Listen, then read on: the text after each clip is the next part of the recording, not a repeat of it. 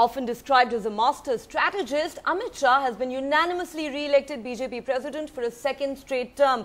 Seen as a close confidant of Prime Minister Narendra Modi, Shah's re-election sets the stage for a number of major decisions by the party and the government, including a cabinet reshuffle. But the challenges for the newly re-elected BJP chief are many, including crucial elections in 5 states.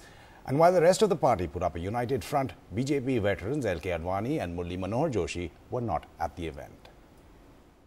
मैं अविनाश राय खन्ना राष्ट्रीय चुनाव अधिकारी श्री अमित शाह जी को सर्वसम्मति से राष्ट्रीय अध्यक्ष घोषित करता हूं. The leader Amit Bhai is Shah of the party again for a full 3-year term. The Prime Minister congratulated the man who may strategize his re-election bid in 2019. The 5 state assembly polls will test Shah's skill. Barring Punjab, BJP has never been a big player in other states. A dozen states voting by 2019 include crucial UP. The road to re-election was easy, but the road ahead could be bumpy. मुझे पूरा विश्वास है श्री अमित शाह के नेतृत्व में Bharatiya Janata party शानदार सफलता हासिल करेगी. उन्हें मैं हार्दिक बधाई देता हूं. He is the most capable person. Above all, he has a commitment to our ideology.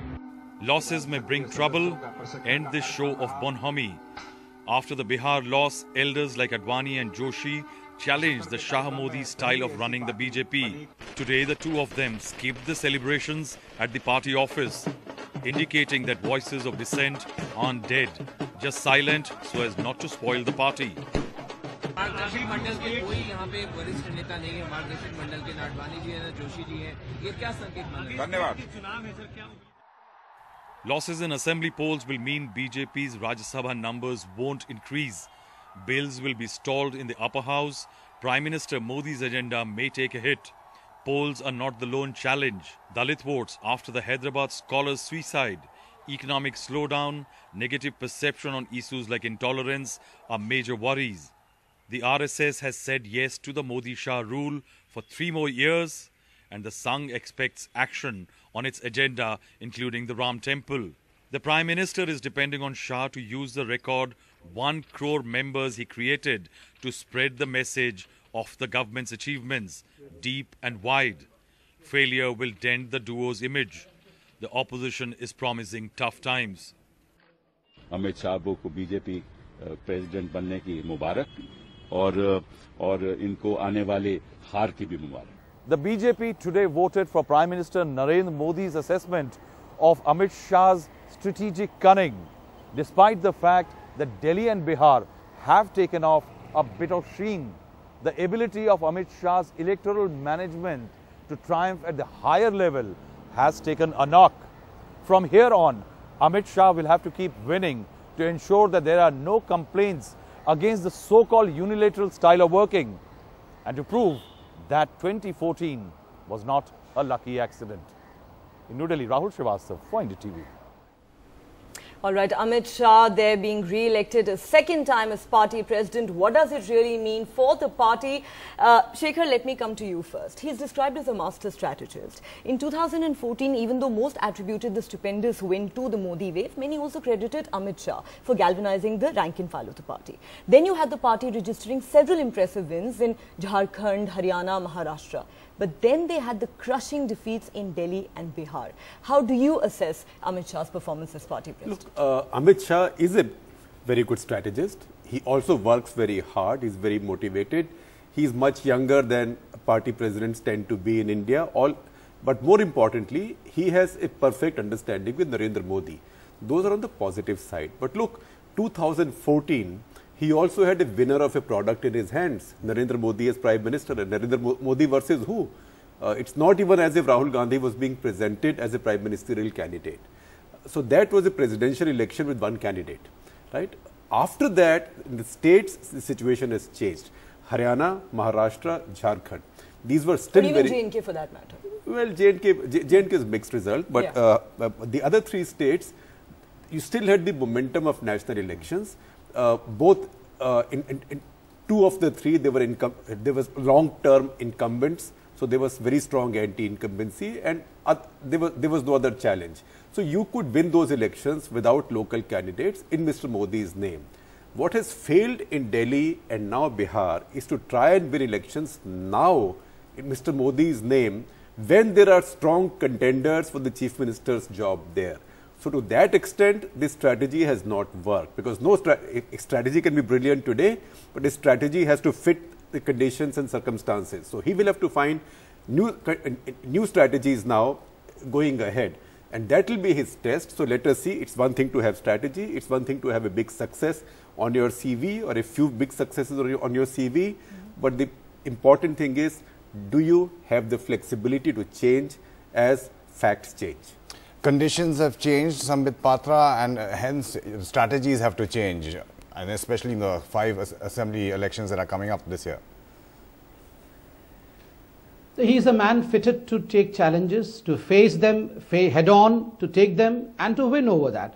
And that's the reason as to why we are having a discussion on Mr. Amit Shah's elevation yet again as the president of the party. Had he been a non-entity, had he been a non-functionary, had he been a non-strategist, naturally his elevation into the party presidentship would have gone into oblivion. No discussion would have taken place. No, in fact, such kind of debates would have taken place. And I, in a very rhetoric fashion, have been stating since morning, if as the Congress party or the other opponents have been in fact since the morning saying that he is a non-strategist, is a non-performer, if that was true, then they should be celebrating it rather than be so jittery about it. That the opponents are jittery. Yes. Let me ask you this.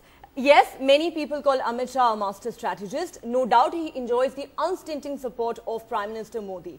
But the question that many have asked is he somebody who can actually take everyone along? It did not miss anyone's attention today, Sambit, that veterans like LK Advani and Murli Manohar Joshi were not even present at the party headquarters today during his re-election. Two questions. So the first question, that whether Mr. Amit Shah can take everyone along.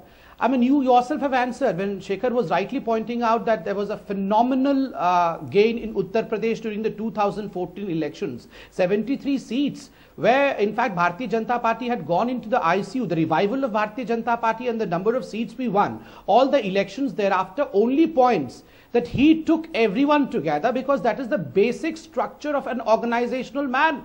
And to the core, Mr. Amit Shah is an organizational man, what we call in Hindi, dari bichhane se lekar adhyaksh tak. And this can happen only in Bharatiya Janata Party. So he has to take along everyone right from the very beginning, because that is the core characteristic of a karyakarta which is present in Mr. Amit Shah. As far as the second question is concerned, why the Margdarshak leaders were not present, I would say they are extremely senior. I mean, they may be or may not be present for the party president's re-election, Sambit? No, I have not completed. I have not completed. Mr. Amit Shah is going to visit them. Mr. Amit Shah has visited Mr. Atal Bihari Vajpayee ji's place, Mr. Murli Manohar ji's place, and Mr. Advani ji, and he has sought their blessings. They've all blessed him. Right. Again, the point of what happens now. We do believe on Monday itself he's going to go to West Bengal and start a rally there. Now, the big states that are coming up, and you're talking about how strategy needs to change in those. Well, indeed, yes. And I think what you've seen now is a reassertion of Prime Minister Modi's confidence in him. Sure. I think he has told the RSS and his party colleagues that, look, we are a good combination. I expect him, I want him to lead the party into 2019 elections. Because this term of Mr. Shah will end just before 2019 elections. It's logical that he'll perhaps be extended to complete those elections. So I think you will see a new effort on Mr. Amit Shah's part. He's had a couple of bad knocks, so he's trying to now again sort of take fresh guard and do something. I think it's going to be tough because West Bengal, Tamil Nadu, Kerala, Pondicherry, the BJP has very little presence. Yeah. I think West Bengal, they are sort of building for the future to try and get the Congress's place. But Assam is a state where Mr. Amit Shah will be watched very carefully, because after Kashmir, Assam has the largest percentage of Muslim vote in India. But Shekhar, the big test will come in 2017 in the form of the UP elections, because as you mentioned, in many of these states that are going to polls this year, the BJP doesn't even have much of a presence. Now, we of course saw the BJP winning 72 of the 80 Lok Sabha seats in 2014, but subsequently didn't do very well in the local body elections or the by-polls for that 73, matter. I think. So by 2017, it's going to be a different scenario. Well, 2017 is a long time away. We don't know what the situation will be in UP at that time, what will be the alliances, will there be any alliances, or will it be a three-way election, BSP, SP, BJP and Congress somewhere there in its little pocket borough. So we have to see what the equation will be. I think Bihar has been a turning point in our politics, because Bihar has brought sworn enemies together against the BJP. That is Lalu and Nitish. Once that has happened, anything is possible. So I think the big thing, even strategically now, is going to be to strike new alliances, creative alliances, and also maybe to somehow prevent other alliances from anything is possible, about. And I'm looking way into the future. Is it ever possible in your mind that Amit Shah could be the BJP's prime ministerial candidate at some point in time?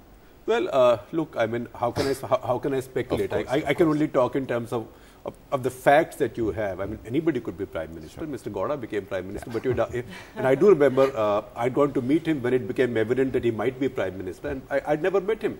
So I went to see him in Karnataka Bhavan, and I said, sir, do you think that you, who nobody knows, you've been sitting at the back bench in parliament, you can be prime minister? Right. Mulayam Singh wants it, Chandrababu Naidu wants it, Jyoti Basu may want it, and he bent forward and he said, my friend, what is written on the fate, nobody can change. But you know, what is written in fate, I can't reach. Too risky to gaze into the crystal ball there. We've completely run out of time, and of course, we'll have to remember that there are many, many challenges that lie ahead for Amit Shah. Amitabh, also given that so many student protests are taking place right now. Is that something that could hurt the BJP, and how is Amit Shah going to tackle that? One of the many, many questions that are going to be perhaps answered in the months ahead. That's all on The Buck Stops here. Good night.